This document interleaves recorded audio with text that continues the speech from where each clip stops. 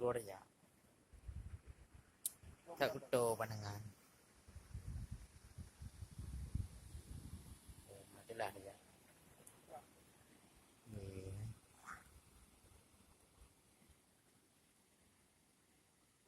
Ada thang kemoi.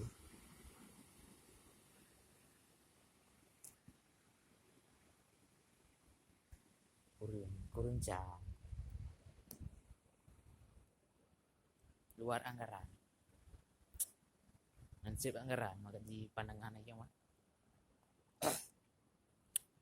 Kurun jam. Anggaran kurun. Kuto dah lagak dah sigli.